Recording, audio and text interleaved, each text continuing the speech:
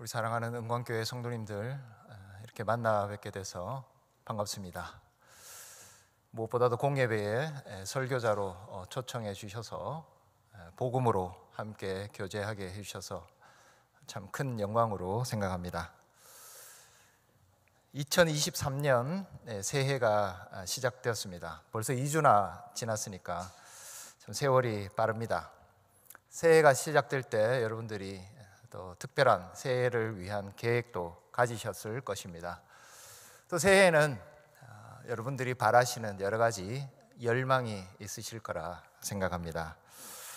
그러나 저는 오늘 무엇보다도 우리에게 있어야 하는 가장 중요한 바람, 소망, 열망인 하나님을 아는 것에 대해서 여러분들과 함께 나누기 원합니다. 해가 바뀌고 우리의 인생이 지나가지만 여전히 우리에게 가장 중요한 것은 하나님을 아는 것입니다. 오늘 본문 말씀 9절과 10절을 보면 바울 사도는 두 번에 걸쳐서 9절에는 하나님의 뜻을 아는 것이라고 말했고 10절에서는 하나님을 아는 것이라고 말하고 있습니다. 사실 9절과 10절뿐만 아니라 골로새서 전체를 걸쳐서 바울 사도는 무엇보다도 골로새 성도들의 열망 속에 있는 반드시 있어야 하는 하나님을 아는 것에서 자라가기를 소원하고 있습니다. 여러분 좀 번거로우시겠지만 오늘은 이 골로새서 전체를 거쳐서 하나님을 아는 것에 대해서 가르쳐 주시는 말씀을 함께 받고 올 한 해 무엇보다도 골로새서에 나타난 하나님을 아는 것으로 충만해지기를 간절히 소원합니다. 하나님을 아는 것을 말하기 전에 바울 사도는 9절에서 자신이 골로새에 있는 교인들을 위해서 기도하기를 그치지 않았다는 것을 먼저 말합니다. 바울 사도는 골로새 성도들을 한 번도 만난 적이 없습니다. 골로새에 간 적도 없습니다.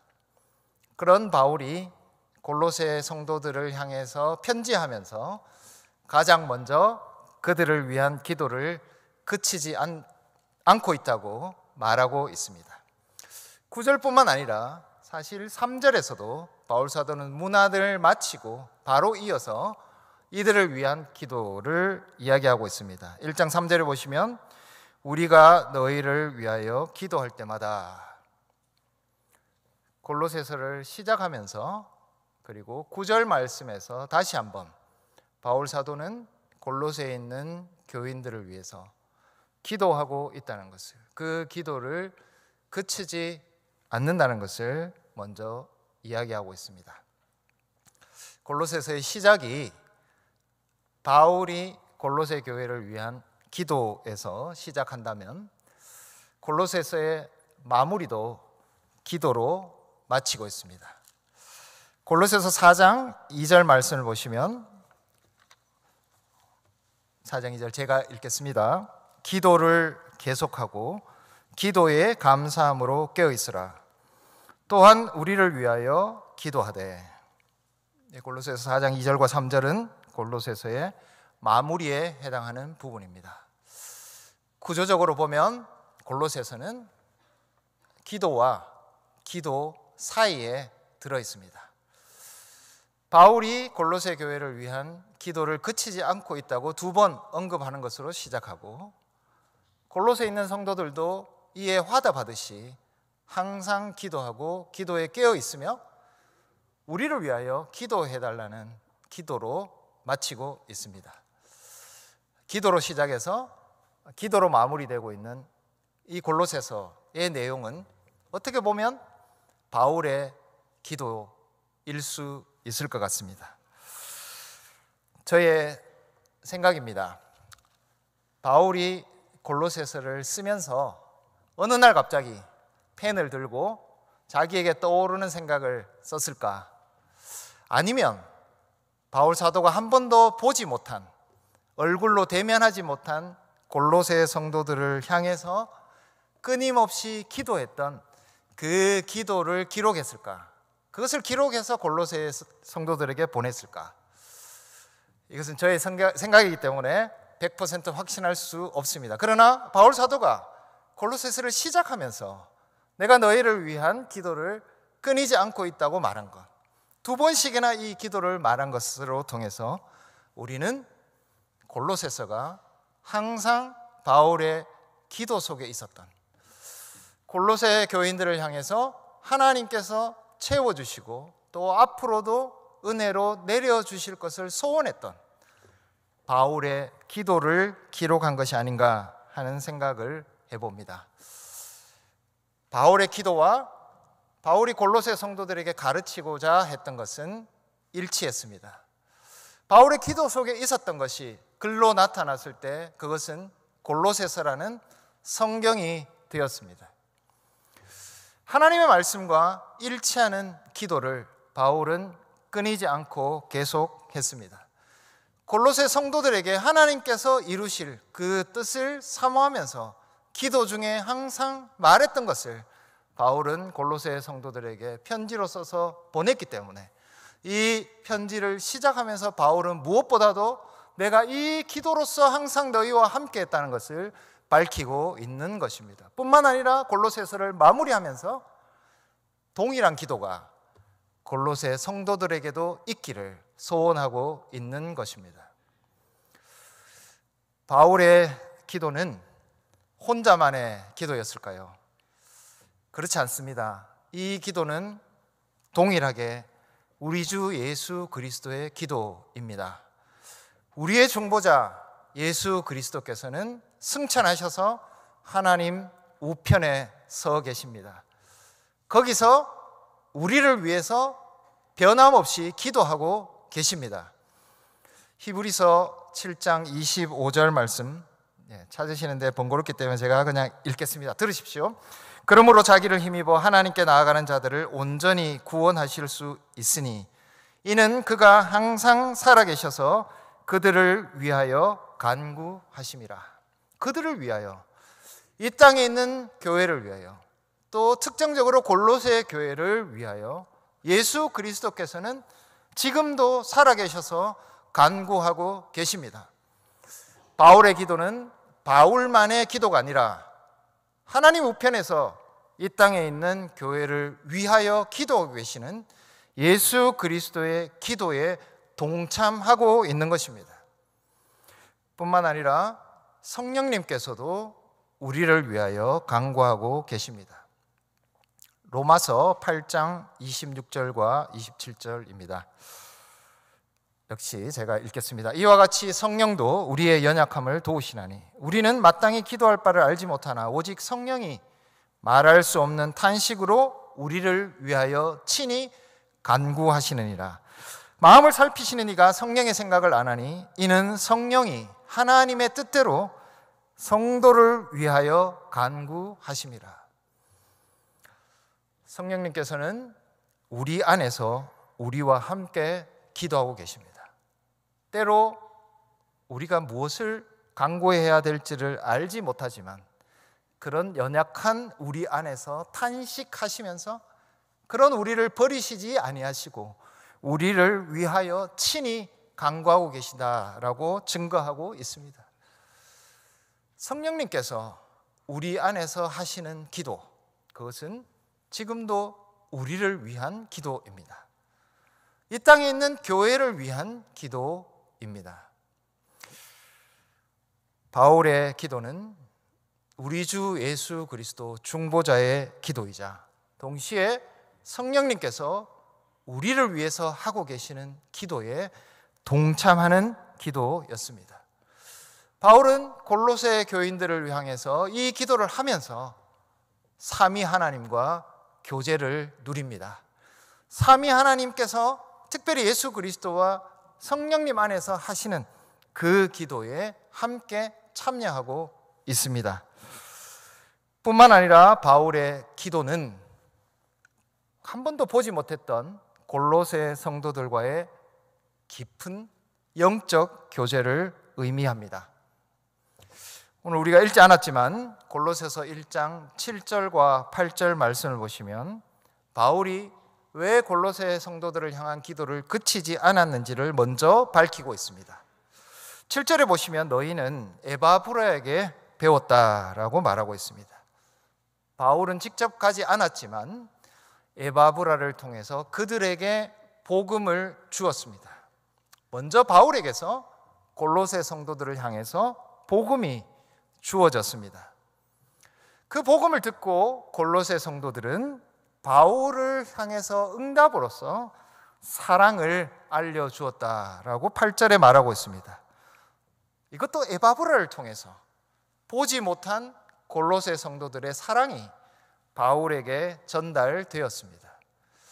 그 사랑을 받은 바울 사도가 그들을 향한 응답으로서 기도하고 있다고 9절에서 말하고 있는 것입니다. 복음과 사랑과 기도가 겹쳐져서 한 번도 보지 못한 바울 사도와 골로새 성도들 사이에 나누어지고 있습니다. 서로 응답하듯이 복음을 받고 사랑을 주고 다시 기도로 응답하는 일이 바울과 골로새 성도 사이에 이루어진 것입니다.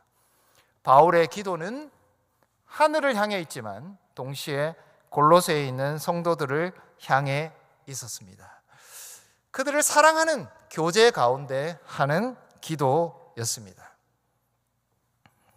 바울이 하나님을 아는 것으로 골로새 성도들이 채워지기를 소원하는 이 기도를 그치지 않을 때 그 기도를 통해서 바울은 삼위 하나님과 교제했습니다. 예수 그리스도의 기도에 함께했고 성령님의 기도에 진심으로 기꺼이 동참하는 일을 하였습니다. 뿐만 아니라 이 기도 속에서 진정한 교제가 있었습니다. 보지 못했지만, 만나지 못했지만 이 기도는 바울과 골로새 성도의 진정한 교제가 무엇인지를 우리에게 보여주고 있습니다.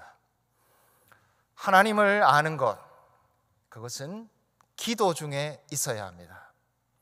우리는 어떤 기도를 하고 있습니까? 과연 우리의 기도 가운데 말씀에 일치하는, 그리고 하나님께서 우리 속에 이루고자 하시는 기도로 가득 차 있습니까? 우리는 끊임없이 말씀에 일치하는 기도, 우리 주 예수 그리스도가 중보자로서 하시는 기도, 성령님께서 우리 안에서 탄식하시면서 하시는 기도, 그 기도와 일치된 기도를 하기 위해서 기도해야 할 것입니다. 우리 성도들을 향해서 그들 안에 하나님을 아는 것이 자라게 해달라고 기도할 때 우리는 진정한 교제를 누립니다. 올 한 해는 우리에게 이 기도가 있기를 간절히 소원합니다. 우리의 기도가 다른 것을 향하지 않고 오직 하나님을 아는 것에서 우리와 하나님이 교제를 누리고, 그리고 우리와 형제 자매들이 교제를 누리는 이 풍성한 기도가 있기를 간절히 소원합니다. 하나님을 아는 것은 우리의 기도 중에 있어야 한다는 것을 말한 바울 사도는 이제 본격적으로 하나님을 아는 것에 대해서 말하고 있습니다. 9절에 보시면 하나님의 뜻을 아는 것을 이야기하면서 거기에 하나님의 뜻을 아는 것을 수식하는 몇 가지 단어를 덧붙이고 있습니다. 모든 신령한 지혜와 총명에라는 이 수식어는 하나님의 뜻을 아는 것이 무엇인지를 우리에게 가르쳐 주고 있습니다. 먼저 골로새서에서 지혜와 총명이라는 단어는 자주 등장하는 단어입니다. 가장 대표적으로 이 표현은 골로새서 2장 3절에 나오고 있습니다. 골로새서 2장 3절 말씀 같이 한번 찾아볼까요? 골로새서 2장 3절 말씀 함께 읽어보겠습니다. 시작. 그 안에는 지혜와 지식의 모든 보화가 감추어져 있느니라. 지혜와 지식이라는, 아까는 지혜와 총명이라고 했는데 비슷한 표현이 여기에 다시 등장합니다. 지혜와 지식의 모든 보화, 그것은 그리스도 안에만 있다고 바울은 말하고 있습니다. 2장 2절에서 하나님의 비밀인 그리스도를 이야기한 바울 사도는 2장 3절에서 그 안에는 이라고 말하고 있기 때문에 이때 그 안에는 그리스도 안을 의미합니다.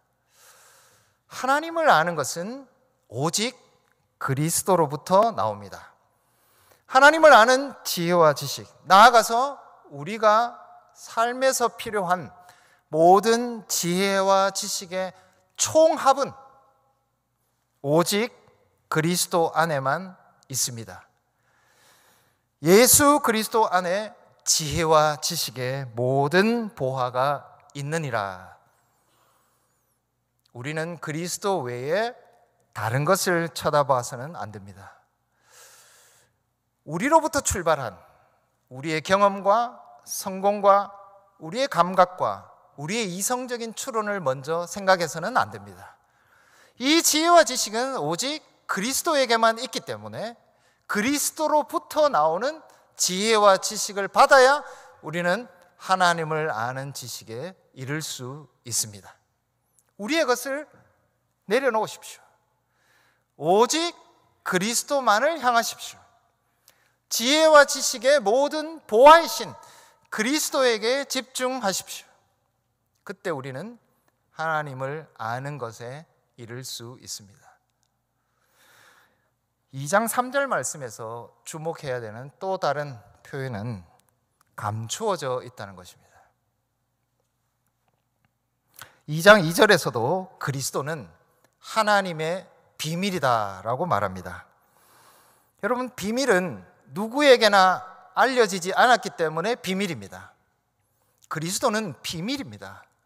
누구에게나 널리 알려져 있지 않은, 하나님이 가르쳐 주시고자 하는 그들에게만 알려진 하나님의 비밀입니다.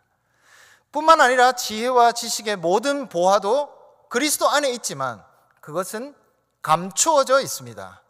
누구나 다 알 수 있는 것이 아닙니다. 그러면 누가 이 감추어진 지혜와 지식의 모든 보화를 얻을 수 있습니까? 골로새서 2장 19절 말씀에 보면 머리를 붙들지 아니하는지라 라는 표현이 나옵니다. 저는 골로새서에서 가장 멋있는 표현 중에 하나라고 생각합니다. 머리를 붙들지 않는 자들에게는 지혜와 지식의 모든 보화는 감추어져 있습니다. 머리는 그리스도입니다. 끊임없이 그리스도라는 분을 붙들 때, 그리스도만을 믿을 때, 그리스도만을 신뢰할 때, 그리스도만이 나의 인생의 전부이자 내 가치의 총합이라는 것을 붙드는, 머리를 붙드는 자들만이, 그것도 끊임없이 이 머리를 붙들고 살아가는 자들에게만 비로소 지혜와 지식의 모든 보화는 열리는 것입니다. 그렇지 않는 자들에게 지혜와 지식의 모든 보화는 감추어져 있습니다. 그리스도는 하나님 안에 감추어진 하나님의 비밀로만 머물러 있습니다. 사랑하는 성도 여러분, 우리는 하나님을 알고 있다고 생각할 수 있습니다. 여러분, 하나님을 아십니다. 그러나 하나님을 아는 것은 끊임없이 머리를 붙들므로써 우리에게 주어지는 것입니다. 누구에게나 열려있고 누구나 할 수 있는 것이 아니라 비밀이고 감추어져 있는 것을 그리스도라는 머리를 붙들므로써 우리는 얻게 되는 그런 보화입니다. 하나님을 알고자 원하는 자들은 오직 그리스도에게만 집중해야 합니다. 뿐만 아니라 그리스도라는 이 머리를 붙들기 위해서 씨름해야 합니다. 그리스도만을 믿고 그리스도만을 향해서 전진해 가는 자들이 되어야 합니다. 그들에게 지혜와 지식의 모든 보화는 감추어진 것이 아니라 알려진 것이 됩니다. 골로새서 1장 9절은 하나님의 뜻을 아는 것이 신령하다라고 말하고 있습니다. 1장 9절에 보시면 모든 신령한 지혜와 총명에, 신령하다라는 단어를 만나면 우리는 뭔가 신비하구나, 이것은 굉장히 특별한 일이 일어나야 되는 것이구나 라고 생각할 수 있습니다. 그러나 신령하다라는 것은 오직 성령께서 주시는 선물이다라는 의미를 가지고 있습니다. 성령만이 주실 수 있는 것이기 때문에 신령하다, 성령적이다, 그렇게 말하고 있습니다. 바울 사도는 이 의미를 강조하기 위해서 1장 6절에서 어떻게 너희 속에 이 지식이 시작됐는가를 먼저 이야기하였습니다. 1장 6절에 보시면 이 복음이 이미 너희에게 이름에 너희가 듣고 참으로 하나님의 은혜를 깨달은 날부터, 복음이 너희에게 이르렀을 때 너희가 듣고 하나님의 은혜를 깨달아 알았다. 뒤집어서 이야기하자면 복음이 너희에게 이르지 않는다면 하나님의 은혜를 깨닫는 것은, 아는 것은 너희들에게 있지 않았을 것이다 라는 말입니다.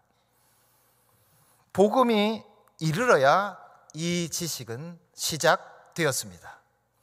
그리고 끊임없이 이 복음이 전해지는 곳에서 복음을 듣고 그 은혜를 깨달을 때 성령께서는 우리에게 하나님을 아는 것을 허락해 주신다는 것입니다. 이 복음이 너희에게 이름에, 여러분 이 자리에 나오셔서 매주일 공예배에서 여러분 복음을 듣습니다. 복음을 듣지 않으면 어떤 결과가 우리에게 주어질까요? 저는 제 스스로 한번 자문해 봅니다. 만약 제가 공예배에 참석하지 않고 끊임없이 하나님께서 나를 향해서 주시는 이 복음에 이르지 않는다면, 죄송한 말씀이지만 제가 신학 교수인데 저의 상황이 어떻게 될까, 그런 상상을 해보았습니다. 저는 신학을 가르치고 신학으로서 목회자를 양성하는 위치에 있지만 끊임없이 나에게 이 복음이 이르지 않는다면 제 스스로도 저의 영적인 생존을 보장하지 못할 것이라는 그런 생각을 문득문득 하게 됩니다. 여러분이 만약 이 자리에 나오시지 않는다면, 여러분이 만약 이 자리에 나오셨지만 이 복음이 여러분들에게 이르러서 여러분들이 듣고 그 복음 안에서 성령께서 가르쳐 주시는 것을 배우지 못한다면 과연 우리는 어떤 상태에 이를까요? 여러분, 이 복음은 성령께서 가르쳐 주시는 성령의 가르침을 담고 있습니다. 이 복음이, 성령이 가르쳐 주시는 복음이 우리에게 이르지 못하면 우리에게 과연 살아있는, 계속해서 우리에게 풍성해지는 하나님을 아는 것이 있을 수 있을까요? 저는 매우 힘들 것이라고 생각합니다. 이 자리는 우리에게 생명과 죽음을 가늠하는 자리입니다. 복음이 그냥 말로만 전달되는 자리가 아니라 성령께서 우리를 불러서 이 자리에서 우리에게 복음으로서 가르쳐 주시는 자리입니다. 복음이 이루고 있는 이 자리를 거부하고, 혹은 이 자리에 와 있지만 이 복음을 듣고 순종하지 않는 우리에게 과연 하나님을 아는 것이 있을까요? 그렇기 때문에 하나님을 아는 것은 모든 신령한 성격을 가지고 있습니다. 우리가 가진 논리와 자신의 내면의 생각, 판단, 자신의 이익, 이런 것으로 우리의 마음이 가득 차 있다면 복음은 우리에게 이르지 못할 것입니다. 성령께서 우리에게 가르쳐 주시지만, 이 자리에 나와 있지만 우리는 우리에게 이르는 이 복음에 닿지 못할 것이고, 우리가 듣는 복음은 전혀 신령하지 않는 성령께서 주시는 선물이 되지 못할 것입니다. 그렇기 때문에 바울 사도는 하나님을 아는 것은 모든 신령한 지혜와 총명에서 나온다는 것을 분명히 말해주고 있는 것입니다. 10절 말씀에는 하나님을 아는 것을 좀 더 확장해서 바울 사도는 가르쳐주고 있습니다. 10절 말씀에 처음 하나님을 아는 것에 대한 설명은 주께 합당하게 행한다는 것입니다. 여러분, 지식을 아는 것을 말하다가 바울 사도가 급작스럽게 행함을 말하고 있습니다. 그러나 이때 행한다는 것은 몇 가지 구체적인 개별적인 행동을 한다는 것을 의미하지 않습니다. 주께 합당하게 행한다는 것을 가장 잘 설명해 주는 골로새서의 구절이 있습니다. 골로새서 3장 9절과 10절 말씀입니다. 골로새서 3장 9절 10절.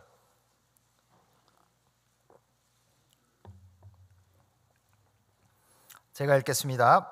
너희가 서로 거짓말을 하지 말라. 옛사람과 그 행위를 벗어버리고 새 사람을 입었으니 이는 자기를 창조하신 이의 형상을 따라 지식에까지 새롭게 하심을 입은 자니라. 여러분, 9절에는 옛사람 그리고 10절에는 새 사람이 나옵니다. 근데 옛사람의 특징을 뭐라고 말하냐면 행위라고 말하고 있습니다. 행위를 벗어버리라. 그리고 10절에 새 사람의 특징은 지식에까지 새롭게 하심을 입는 것이다. 행위와 지식이라는 단어가 대비되고 있습니다. 그러면 우리는 옛사람은 행동만 하는 것이구나, 새 사람은 지식만 가진 것이구나, 이렇게 생각할 수 있습니다. 그러나 이때 행위와 지식이라는 것은 단지 행동, 단지 머릿속의 지식을 의미하는 것이 아닙니다. 옛사람이 가지고 있는 그 행위는 그 사람의 행동뿐만 아니라 지식, 생각, 마음, 전 인격을 행위라고 규정합니다. 몇 가지 개별적인 행동을 하는 것에서 옛사람의 특징이 있는 것이 아니라 전체가 행위라고 표현되는 옛사람에 속해 있기 때문에 바울은 그것을 그 행위라고 말하고 있을 뿐입니다. 새 사람도 마찬가지입니다. 새 사람은 지식만 가지고 있는 사람이 아닙니다. 그의 전체가, 그가 가진 행동과 생각과 마음과 지식이 전체적으로 자기를 창조하신 이의 형상을 따르고 있기 때문에 그것을 지식이라고 말할 뿐이지 사실은 전 인격을 말하는 것입니다. 새 사람, 곧 하나님을 아는 사람은 주께 합당하게 행한다라고 했기 때문에 몇 가지 행동에서 그 사람은 예수님께서 하신 일을 몇 가지 따라 하는구나, 그런 의미를 가지고 있는 것이 아니라 그의 인격 전체가 주께 합당하다는 것입니다. 합당하다라는 말보다 좀 더 정확한 것은 걸맞다라고 해야 할 것 같습니다. 그의 인격은 주께 걸맞는 천박하고 낮은 수준이 아니라 매우 고상한, 매우 차원 높은, 그리고 우리가 상상하기 어렵지만 우리 주 예수 그리스도 곧 하나님의 형상이라는 그분에 걸맞는 총체적인 인격을 가진 것을 우리는 하나님을 안다라고 말할 수 있다는 것입니다. 주께 합당하게 행한다. 이것은 단지 몇 가지 행동이 아니라 우리의 전 인격이 우리를 창조하신 이의 형상을 따라 지식에까지 새롭게 하심을 입은 총체적인 우리의 모습이 주께 걸맞는 예수 그리스도에 해당하는 그런 인격이 나타나는 존재가 됨을 말합니다. 이것이 하나님을 아는 것입니다.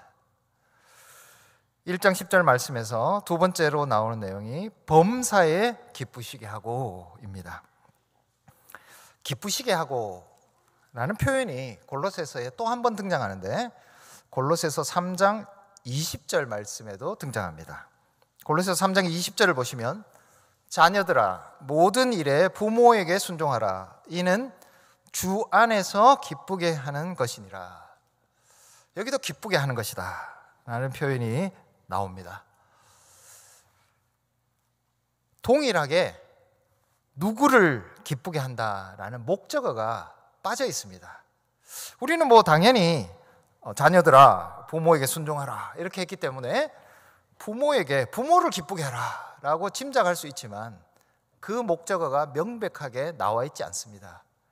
다만 주 안에서 기쁘게 하라 라고 되어 있습니다.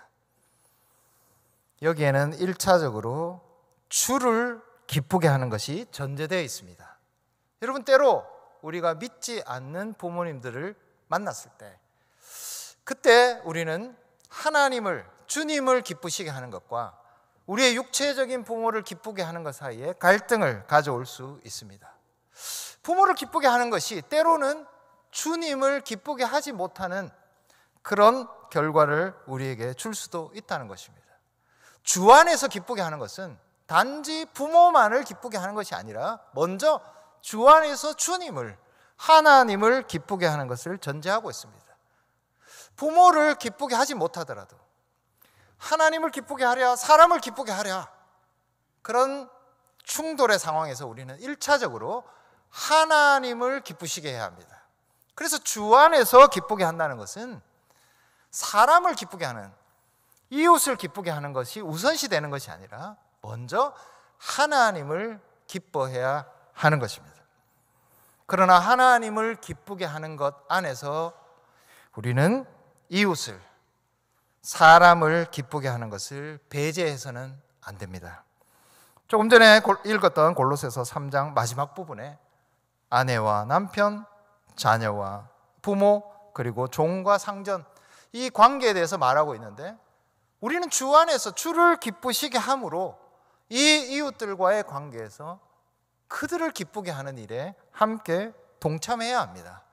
하나님을 아는 것은 주를 기쁘시게 하고, 그리고 그것과 충돌하지 않는 이상 주 안에서 그들을 기쁘게 하는 것을 함께 포함하고 있습니다.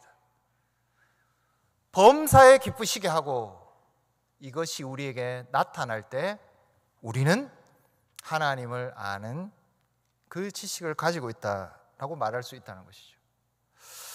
골로새서 1장 10절에 세 번째 하나님의 지식에 해당하는 것은 모든 선한 일에 열매를 맺게 하신다는 것입니다. 모든 선한 일에 열매를 맺는 것에 대해서 바울 사도는 골로새서에서 여러 가지 예를 들어주고 있습니다. 구체적으로 제가 몇 가지만 언급하겠습니다. 골로새서 3장 12절을 보십시오. 골로새서 3장 12절을 보시면 그러므로 너희는 하나님이 택하사 거룩하고 사랑받는 자처럼 긍휼과 자비와 겸손과 온유와 오래 참음을 옷 입고, 긍휼, 자비, 겸손, 온유, 오래 참음을 옷 입는다. 이것이 모든 선한 일에 열매를 맺는 구체적인 증거입니다. 그러나 여러분 우리가 여기서 옷 입는다는 표현을 주목하십시오. 사실 옷 입는다는 표현은 3장 10절에서도 이미 나왔습니다. 거기 보시면 새 사람을 입었으니 라고 되어 있습니다. 옷 입는 그 비유가 여기에도 등장합니다. 너희가 새 사람으로 변화되었으니, 그런 표현을 쓰지 않고 새 사람은 옷 입는 것입니다. 긍휼과 자비와 겸손과 온유와 오래 참음도 옷 입어야 합니다. 우리의 본성으로부터 이런 것이 나오지 않기 때문입니다. 우리의 의지로 되지 않기 때문입니다. 여러분, 긍휼, 자비, 겸손, 온유, 오래 참음, 이것은 우리의 성품이 아닙니다. 이것은 하나님의 성품입니다. 하나님께서 이 땅에 있는 그 악랄한 죄인, 우리를 향해서 가지신 마음입니다. 그 마음이 우리에게 실현되기 때문에 우리의 본성에서 나올 수 없습니다. 우리는 끊임없이 복음 말씀을 듣고 순종함으로, 그리고 그리스도라는 머리를 붙들므로써 옷 입어야 합니다. 우리 안에 있는 어떤 의지, 결심, 결단이 아니라 끊임없이 우리 밖에서 오는 복음과 예수 그리스도를 옷 입을 때 우리가 꿈꿀 수 있는 하나님의 성품, 그것이 긍휼, 자비, 겸손, 온유, 오래 참음입니다. 새 사람은 우리가 되는 것이 아니라 입는 것입니다. 주님께서 입혀주시는 것입니다. 복음을 주심으로써 그것을 믿는 우리에게 선물로 끊임없이 입혀주셔야 가능한 이 일이 우리에게 일어날 때 우리는 모든 선한 일에 열매 맺는다고 말할 수 있습니다. 골로새서 3장 16절을 보시면 이런 열매가 어떤 것인지 또 설명하고 있습니다. 그리스도의 말씀이 3장 16절입니다. 번거로우시죠? 그래도 골로새서 말씀 전체를 같이 묵상하는 거 기쁘게 생각하시고 함께 해주셨으면 감사하겠습니다. 16절 보시면 그리스도의 말씀이 너희 속에 풍성히 거하여 모든 지혜로 피차 가르치며 권면하고 시와 찬송과 신령한 노래를 부르며 감사하는 마음으로 하나님을 찬양하고. 우리에게 말씀이 풍성히 거할 때 어떤 일이 일어나는가? 모든 지혜로 피차 가르치며 권면합니다. 그 말씀을 옆에 있는 형제 자매들을 향해서 말하고 권면하고 이 말씀으로 함께 세워져 가자고 그렇게 서로를 북돋을 수 있는 것입니다. 우리의 찬양이 그들을 위한 권면이 됩니다. 하나님을 향해서 높이는, 그 이름을 높이는 일이 형제 자매들을 세우는 일로 사용되고 있습니다. 여러분, 이 자리에 모여서 찬송하시는 거, 그리고 마음으로, 그리고 가정에서 찬송하시는 거 중요한 일입니다. 그 찬송을 통해서 옆에 있는 형제 자매들이 세워집니다. 여러분들이 고난 가운데서도 스스로 비관하지 않고 하나님께 감사하고 하나님의 이름을 높일 때 무슨 말을 따로 하지 않아도 옆에 있는 형제 자매들이 그 찬송으로 인하여 세워지고 권면받고 가르침을 받습니다. 피차 가르치는 것. 내가 잘나서가 아니라 내게 주신 그 말씀이 풍성히 거하기 때문에, 그리고 그 말씀에 대한 응답으로서 하나님께 감사가 넘치기 때문에 그것이 형제 자매를 피차 권면하고 세우는 일이 되는 것입니다. 우리에게 모든 선한 일에 열매 맺는다는 것은 이런 피차 가르침, 피차 권면하는 것이 우리에게 있게 되는 것입니다. 또한 우리에게 모든 선한 일에 열매를 맺는 것은 무엇보다도 고난 중에 견딤과 오래 참음이 있는 것입니다. 골로새서 1장 11절 말씀 보시면 그의 1장 11절입니다. 오늘 우리가 읽었던 본문 말씀이죠. 그의 영광의 힘을 따라 모든 능력으로 능하게 하시며 기쁨으로 모든 견딤과 오래 참음에 이르게 하시고.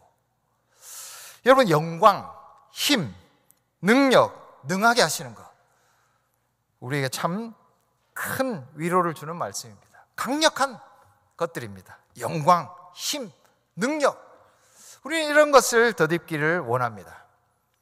근데 이 영광과 능력과 힘은 어디에서 증거되어지느냐? 고난 중에 모든 견딤과 오래 참음으로 증거됩니다. 우리가 진정한 능력자라면, 진정으로 하나님의 영광 가운데 살아가는 자들이라면 우리의 이름을 내고 우리가 어떤 능력이 있다는 것을 과시하는 데 있는 것이 아니라 고난 중에 견디는 것입니다. 고난 중에 기쁨으로 모든 견딤과 오래 참음에 이르는 것, 거기에 하나님의 영광, 하나님의 능력이 증거되어지고 있습니다. 모든 선한 일에 열매 맺는 하나님을 아는 지식이 나타나는 것입니다. 사랑하는 우리 은광교회 성도 여러분, 우리는 기도 중에 하나님을 아는 지식을 항상 하나님을 향해서 올려드리고, 형제 자매들에게 기도 중에 그들에게 하나님을 아는 지식이 풍성하기를 항상 간구해야 할 것입니다. 이 기도가 끊이지 않아야 할 것입니다. 그리고 이 기도 가운데 무엇보다도 우리가 머리 대신 예수 그리스도를 끊임없이 붙들므로써 지혜와 지식의 모든 보화를 얻는 그런 축복이 우리에게 있기를 바랍니다. 성령께서 가르쳐 주시는 그 신령한 지식이 우리에게 늘 풍성하기를 간절히 바랍니다. 새해에도 그리고 우리의 인생이 다해갈 때 무엇보다도 우리 안에 하나님을 아는 것에서 자라고 풍성해지기를 원합니다.